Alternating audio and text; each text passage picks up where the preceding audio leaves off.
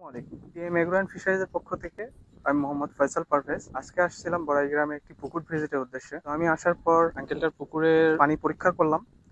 পরীক্ষার পর প্রত্যেকটা পরীক্ষায় আমি দেখলাম যে ওনার অ্যামোনিয়া, টিডিএস, পিএইচ এবং এছাড়া সকল পরীক্ষার মধ্যে দিয়ে একটা জিনিস দেখলাম, ওনার পুকুরে ডিওটা খুবই কম, ডিজলভ অক্সিজেনের পরিমাণ খুবই কম।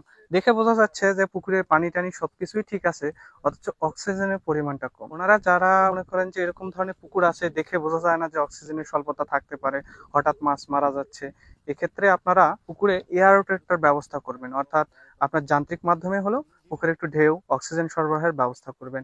এবং প্রোবায়োটিক, অর্থাৎ যে ধরনের প্রোবায়োটিক গুলো আপনার পুকুরে অক্সিজেনের পরিমাণ বৃদ্ধি করে, এই ধরনের কিছু সাপ্লিমেন্ট গুলো আছে, সেগুলো ব্যবহার করতে পারেন।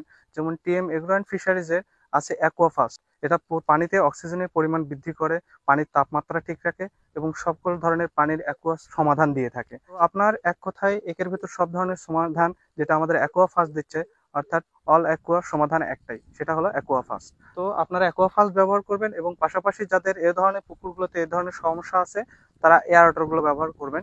এয়ারটরটাও আপনারা টিএম অ্যাগ্রো অ্যান্ড ফিশারিজের পেজ থেকে পেয়ে যাবেন। ডিসক্রিপশনে দেওয়া নাম্বারটিতেও যোগাযোগ করতে পারেন। ধন্যবাদ সবাইকে। সালাম আলাইকুম।